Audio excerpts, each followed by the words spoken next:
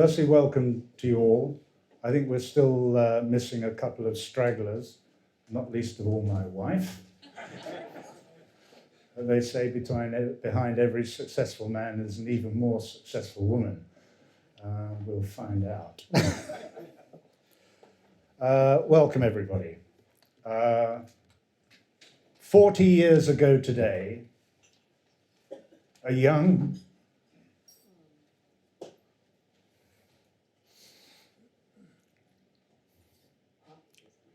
slightly frightened helicopter pilot wrote in his diary, "It was a beautiful flight, high above the clouds, and we held Coventry and broadsword on radar for most of the sortie. Then the air raids happened on the task force in the amphibious assault area before we returned to HMS Exeter.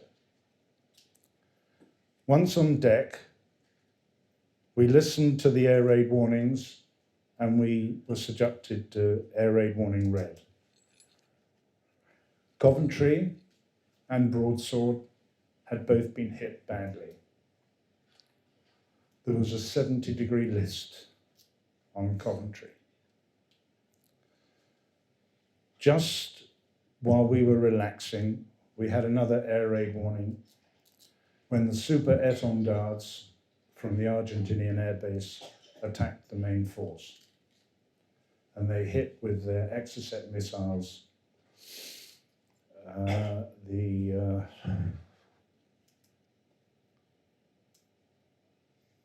we were caught napping, and they hit the Atlantic conveyor, which had on board several helicopters, some Harriers, and a lot of essential stores. And we watched her burning brightly on the horizon. That's just a taste of what you're going to hear today. First of all, I'd like to welcome my colleagues, veterans, who 40 years ago today were down south. We also have another colleague here, we'll come on to him a little bit later. They've been very helpful and put together this presentation. I'd like to thank David Wright and his team of helpers, I won't name them all, for decorating the room and getting all the menus and placemats in place.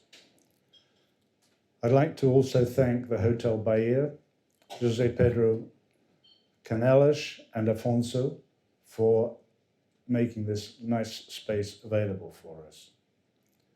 I also like to thank Tom Shire and his two technicians, Mario and Pedro, and they're going to record the presentation that the veterans are going to give. And the idea of the recording is that the Algarve team, who are also here in force, thank you for coming, can take a recording down to the Algarve and show it next Saturday at their gala dinner to commemorate the war as well. During the presentations, can I ask you to lubricate yourselves, but do it quietly because of the recording that's going on. A little giggle and a chuckle and lots of applause will be gratefully received. And finally, after the presentation, after the lunch, we were going to have a question and answer session, but we're now instead going to have a small happy hour upstairs, and all of us will be available to answer questions if you have any. I just remind you that we were all workers. We were carrying out orders. We were not involved in any of the politics or the big strategic plan. I'd also like to thank the Defence Attaché for joining us and representing the embassy, and Kian will open the proceedings. Thank you.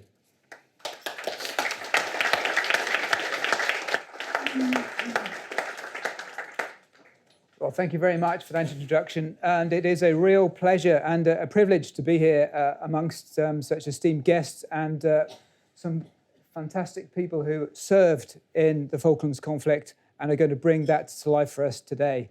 And you've just had that sense of what that is going to be like. For me, it was a long time ago, and I, like most of the British public, didn't really know where the Falkland Islands was. I thought it was just off the north of the Shetland Islands. So just to remind you, if you're in that group, we have a quick map there. Actually, where is the Falklands Islands? Well, it's right down there in the South Atlantic. It is some 8,000 miles away from the UK, which provides a particular military problem, as you can imagine.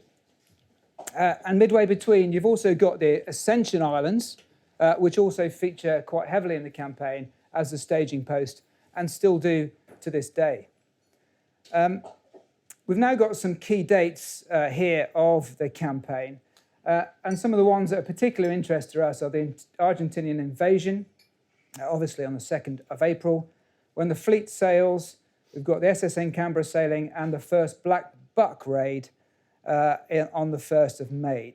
And you'll see that it's quite a fast, dynamic campaign. There's only a month there between what was the invasion and the first enemy and engagement with the sinking of that Belgrano, which we'll hear more about later from a very special guest speaker that's not on your programme. As you see, that is a particularly difficult campaign at strategic reach from the UK. On this slide, you'll see as we move into May, we start seeing the landings taking place. And it's key to remember here that it's not summertime, it's wintertime down in the Falklands. And these raids and this deployment of forces happened as the weather got pretty bad, moving forward into June, and those key land battles around Port Stanley in June, which led then to the Argentine surrender on the 14th, only around 2.5 months after the invasion. So what forces were we facing? Well, after invading the Falklands and up to the end of April, the Argentinians had reinforced their positions. They had around 5,000 troops, mainly around the Port Stanley area and the Goose Green area, armed with 105mm howitzers and some other medium to light caliber guns. They also had a sophisticated anti-air umbrella protecting Port Stanley, and various aircraft were also based on the islands. Of course, their mainland air force was the real main threat, with air-to-surface missiles, bombs, and an air-to-air refueling capability. However, after the sinking of the Belgrano, the Argentinian Navy played no major role in the conflict, except for their submarine, the San Luis, which continued to be a constant threat to the British fleet throughout. And as you've heard, we're very honoured today to have several veterans of the conflict who live here in Portugal. And today we're going to hear those first-hand accounts from each of them about their participation, their preparation, and what it was like to take part in the conflict. The running order is Stuart Austin from HMS Yarmouth. Claire is going to talk about Stuart Austin's part. And then we have Stephen Bland from HMS Bristol, Ron Goddard from HMS Exeter, Trevor Morgan, HMS Warspite, James Spicer from 22 Squadron SAS, Ian Stanford from 42 Commander Royal Marines. Then we have David Wickham, who is a Victor tanker technician. And finally, Peter Taylor, a Vulcan bomber co-pilot. We also have, as advertised earlier, a special guest star visiting us from the UK, a sonar operator from HMS Conqueror, who is going to have the opportunity to say a few words, particularly about that sinking of the Belgrano, and he will do that just after lunch. So with that, I will not hand over to Stuart Austin, I will hand over to Claire Bannizel. Claire.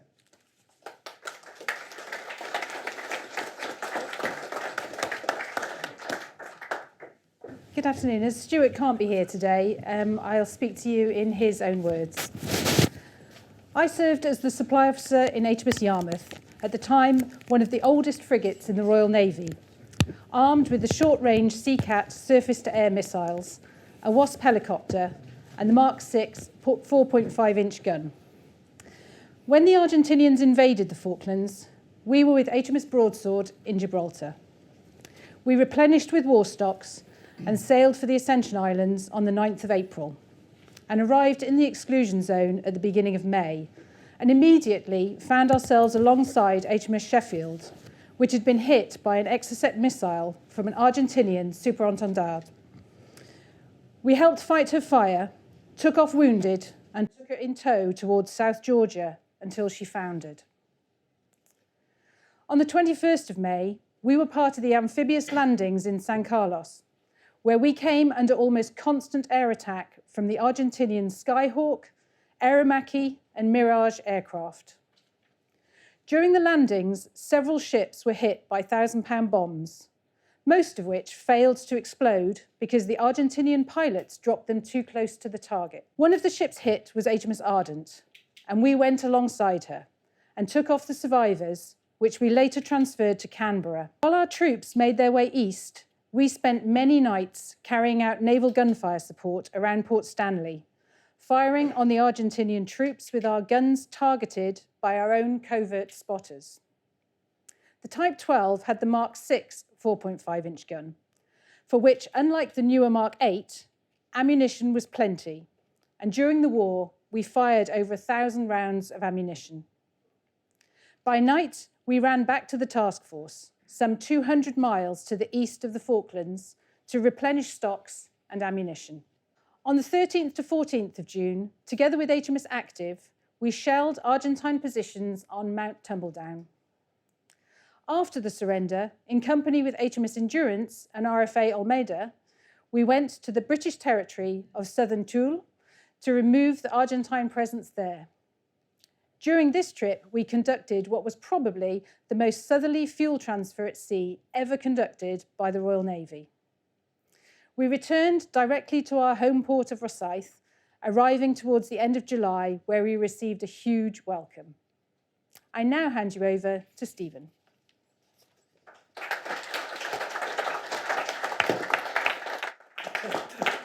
Wow. So I was a young petty officer, marine engineering artificer, serving on board HMS Bristol when the Argentinians invaded the Falkland Islands. Bristol was the only Type 82 class destroyer ever built. It was originally designed to escort and defend planned fixed-wing aircraft carriers, but they were subsequently axed by the then government. But Bristol was built and came into being.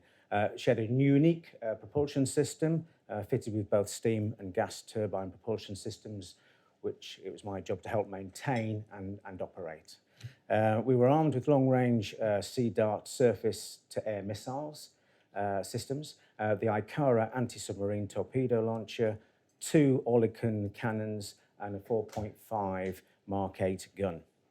We left Portsmouth for the Falkland Islands on the 10th of May, second group essentially, with the RFA Ulna, 5 frigates, and were later joined by HMS Cardiff off Gibraltar on the 14th of May. After a fast passage south, we arrived at the Ascension Islands on the 18th of May. As a point of interest on our approach after that to the Falklands exclusion zone, we came under surveillance by an Argentinian aircraft, and the skipper decided to fire off 2 Sea Dart missiles, check if they work. The plane didn't come back for a second look, but we don't know the outcome. On the 26th of May, our group joined the main task force, making up for the ships lost, either in Bomb Alley during the landings in San Carlos waters, namely those ships HMS Ardent, HMS Antelope, or else on picket duty, namely HMS Coventry, that was lost on the 25th of May. As previously mentioned, the main body of the fleet was stationed 200 miles to the east of the Falklands to keep high-value units out of range of the air attacks. Bristol was assigned to take up position as Lola manager, which in layman's terms is better known as picket duty, which Sheffield and Coventry had done previously. in order to defend the Royal Fleet auxiliary ships and all the ships taken up from trade, of which there were many, ensuring that the ships were protected from air attack and readily available for ongoing assignments. This remained our primary role during the land battle to retake the Falklands. Finally, when the aircraft carrier HMS Hermes, the flagship at the time, set off to return to UK, HMS Bristol took over as flagship until the arrival of the new aircraft carrier HMS Illustrious. We then began the long journey home on the 28th of August in company with HMS Invincible, RFA Olner, arriving back to a tumultuous reception in Portsmouth on the 17th of September, where we were met by Her Majesty, Queen Elizabeth. I now hand you over to Ron. Thank you.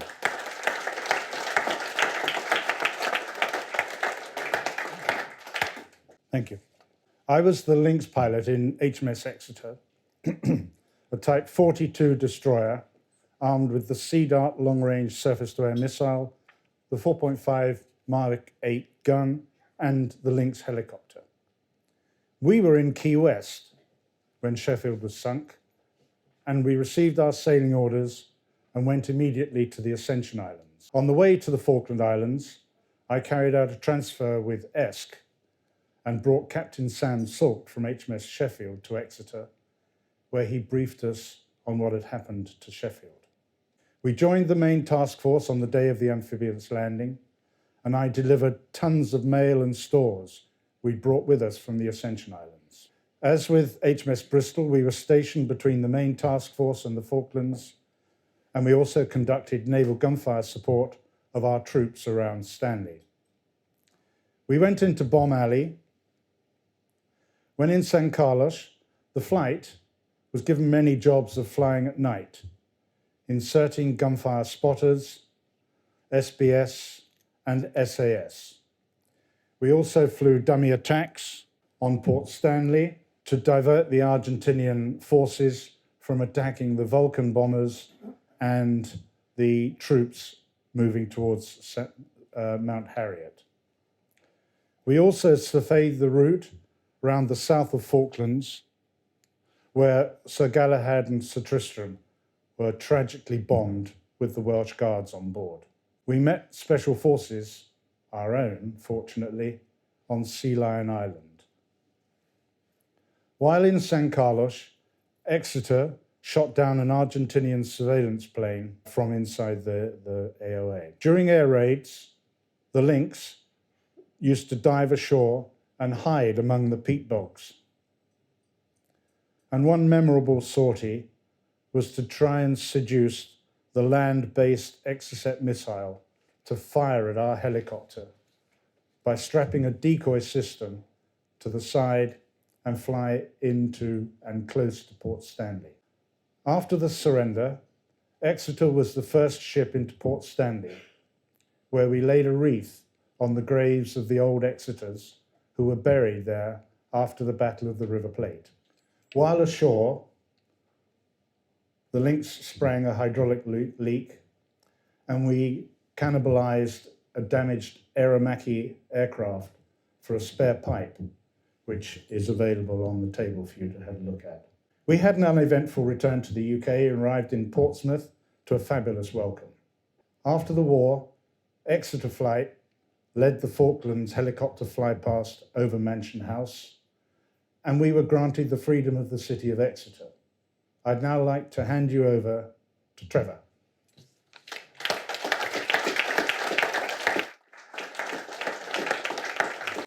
Good afternoon. That's me with hair. I like to remind myself occasionally. Finally, the dark blue to give a talk to you today. I was serving on Her Majesty's ship Warspite, a hunter-killer nuclear submarine with almost endless endurance. The only two limiting factors of the submarine was food and the mentality of the crew. Although if you've met submariners, you'll probably question that. We carried 6 21-inch torpedo tubes. We had armaments, different types, all launched from underwater. We could also carry out special ops operations. At the outbreak of the hostilities, we had just finished refitting in Chatham Dockyard, a 2-year refit. total overhaul.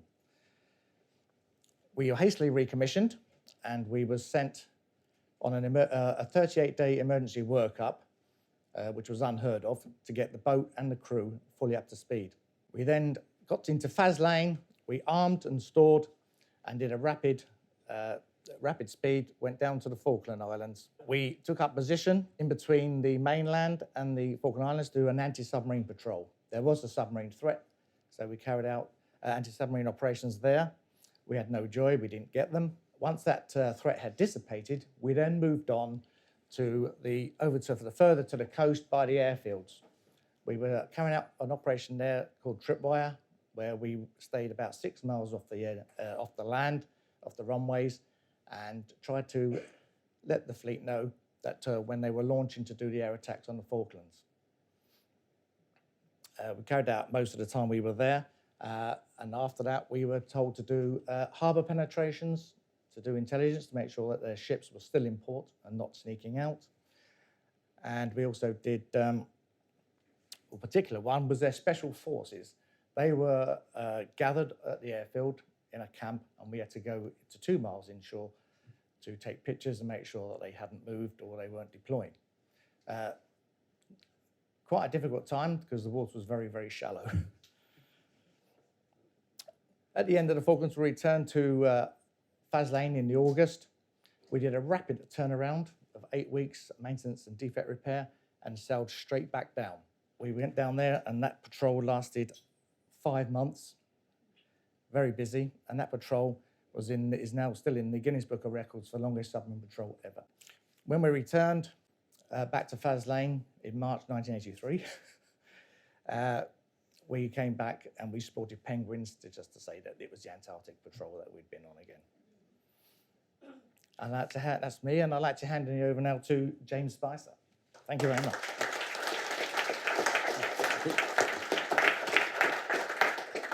Hi, my name's Jim Spicer. At the time of the Falklands War, I was a member of B Squadron 22 SES based in Hereford.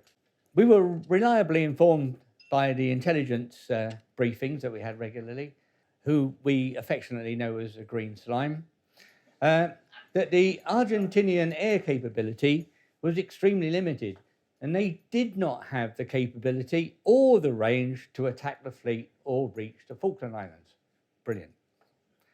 Nevertheless, one scenario that we practiced back in the UK was airfield assault, one of our standard, out-of-the-book operations.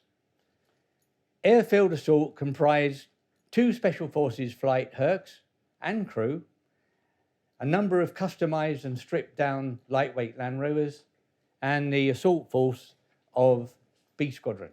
Now, approaching a shore-based airfield from absolute sea level, under the cliffs and radar, we hoped, it was not easy for the crew. Seat of the pants flying, low flying, in the dark, with 2 aircraft very close together, and no electronic aids, apart from night vision goggles. On the first practice, I was in the first Herc. I was sitting in my Land Rover, at the wheel, engine was running, brakes on. I was waiting for green on to drive out fast. I was looking out of the window and saw the perimeter fence pass by close underneath. Here we go. The aircraft dropped ready to land. All of a sudden, the aircraft revved like crazy and pulled up sharply. In the first light of dawn, the crew had mistaken a line of industrial shed roofing for the runway. There you go. When the Argentinian pilots proved the intelligence wrong and attacked the fleet, B Squadron, my squadron, deployed to the Ascension Islands, ready to carry out whatever contingency plan was needed or dreamed up. Various scenarios were planned, some carried out, some not, but they're all classified, so I can't talk about any of them. B Squadron's final task was to deploy to the Falkland Islands in 2 Hercs and sea jump to HMS Glasgow and then on to West Falklands. Only 1 plane made it.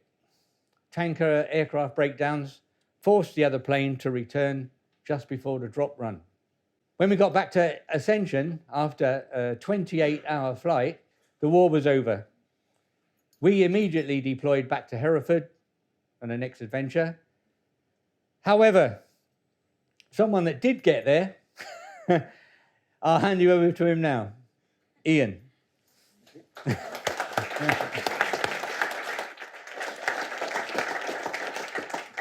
Hi, I'm Ian Stafford. I was an infantry lieutenant on exchange as second in command of Lima Company 40 Commando Royal Marines at the time. We had just completed 3 months in Norway when we were recalled from leave as soon as the invasion occurred. We sailed on the Canberra via Sierra Leone and Ascension Island. On board, the skeleton crew treated us really well, just like normal guests. But you knew when the rations were low, when only South African beer was available in the bar. While on passage, we conducted as much training as possible. Shooting practice was off the stern of the ship on the anchor deck, using ship rubbish bags as targets. At Ascension, we were allowed on shore for tabs and final weapon zeroing. After Ascension, the sea became very rough and training more difficult. For the landings in Port St. Carlos, we were held in reserve in one of the staterooms on Canberra, ready for a quick disembark. Between air raids, we watched a film, which seemed sublime, when all hell was breaking loose around us. We were very relieved when we were put ashore. We were then in the defence ring around San Carlos with a grandstand view of Stuart's ship and others defending the fleet, a valiant job. We were lifted at night by helicopters to positions in Mount Kent and the Mount Challenger area. We conducted night patrols against the enemy on Mount Harriet, with 2 Marines losing a leg in minefields. We had been told that the attack would be in 2 days, but this was delayed due to the requirement to bring forward ammunition. Surviving the elements, lack of rations and water was another battle. We eventually assaulted the Argentinians on Mount Harriet on the 11th of May. Not much was said in the press about this assault. In my opinion, this was due to the low casualties, 1 death and 19 wounded. Most credit, in my opinion, goes to the commanding officer, who decided to outflank the enemy and attack from the rear with no pre-attack artillery barrage to achieve maximum surprise. My signal and I took a hit from a machine gun burst in our legs. Much after that is a morphine memory. But after a long wait, we were taken by a helicopter at first light to the medical station in Fitzroy for a first operation. Then to the battlefield medical facility in San Carlos, and just before dusk, onto the SS Uganda. I was then casevaced via Montenegro back to the UK. Once my wound had healed and in plaster, I went to Headley Court for rehabilitation. In December 1982, I managed to pass the Army's basic fitness test with 5 seconds to spare, so I could return to duty and deploy to Norway again in January. I would now like to hand you over to John Bannister, who is reporting for David Wickham.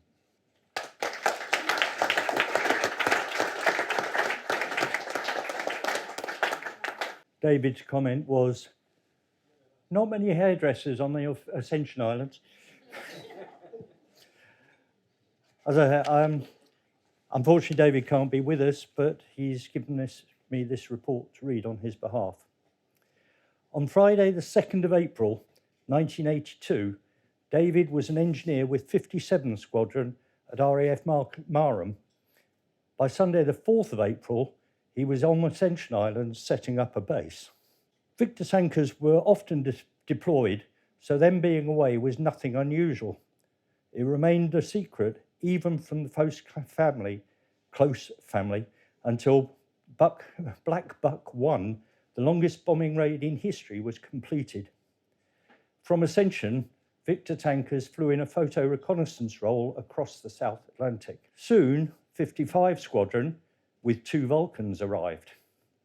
The workload increased from heavy to manic, 24-hour cover between 2 squadrons. To deliver the bomb to the Falklands, the plan was to have 14 in-flight refuels and another 3 on the return trip after the raid. This required more Victors than were available. Some had to fly multiple sorties, all needing refueling and servicing between flights. The first fuel transfer occurred soon after takeoff, increasing the Victor's fuel load by almost 10 tonnes above the maximum takeoff weight. Night flights were mandated since cooler air permitted aircraft to take off at heavier weights. This and the lack of space made ground handling very complicated. The Victors of Black Buck 1 had their own moments. The long-range Victor from Wave 1 snapped its refueling probe during the last Victor-Victor transfer. It took place at night, during a thunderstorm, in radio silence and thousands of miles from base. The whole operation was in the balance. Bob Tuxford and his crew decided to recover some of the fuel they had been transferring and continue south to the last Victor-Vulcan rendezvous, knowing that that transfer would leave them without sufficient fuel to return to Ascension.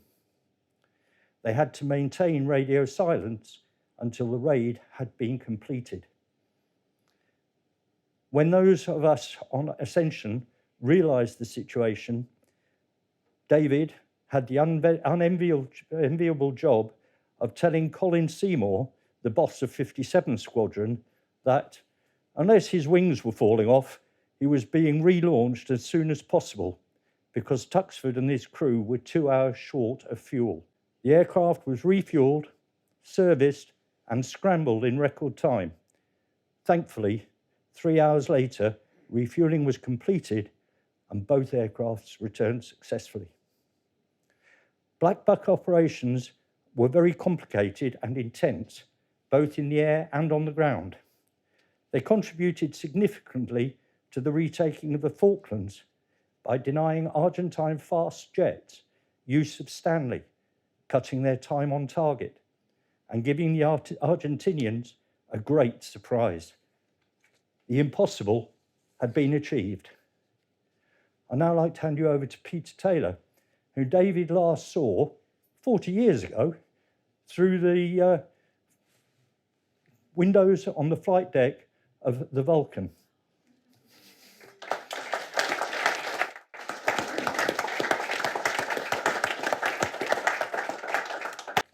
Haven't changed at all.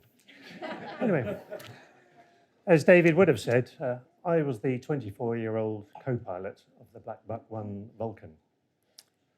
We took off as the reserve aircraft and were due to return after the first refuel, but soon became the lead bomber as the primary aircraft went unserviceable. The mission was planned to be radio silent, but this was broken when the lead Vulcan turned back. And this silence was broken many more times during the next 7 hours as it became apparent that far more fuel was being consumed than had been planned, and sorties were hastily recalculated mid-air. To complicate matters, 1 or 2 Victors suffered broken probes so they could not take on fuel but could give it away.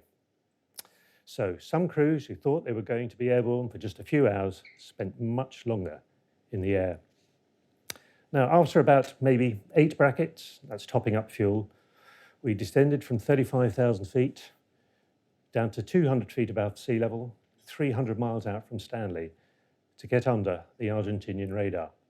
This, all at night, with no electronic aids, as we couldn't risk being detected by the Argentinians. Then at about 30 miles to run from the target, we climbed up quickly to 10,000 feet, set off all the enemy radars, took a radar fix ourselves, and started the bombing run at an angle across the runway to ensure that at least one of the bombs would hit.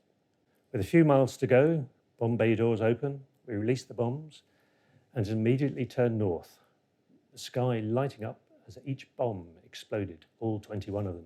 By this time, we were low on fuel and so decided to climb just to conserve it, rather than go back down to low level. Because of all this, we were some 40 minutes late reaching our refueling rendezvous point, and the Victor tanker that was due to supply us turned back for Ascension Island. Fortunately, the Nimrod reconnaissance aircraft that had been tasked to guide both aircraft to that rendezvous picked us up at the extreme range of his radar and guided the victor towards us. Our morning arrival back at the Ascension was some 16 hours after we departed. Now that is a very brief resume of Black Buck 1, and our crew did it all again about 6 weeks later on Black Buck 7. After the Argentinian surrender, all the Vulcan bombers, Victor tankers and ground crew returned to their bases in the UK to a huge family welcome, it says here. Nobody welcomed us. Anyway, on behalf of us all presenting, I would like to say thank you for listening to us. And on the table over there are a few bits of Falkland memorabilia which you may like to investigate. Thank you.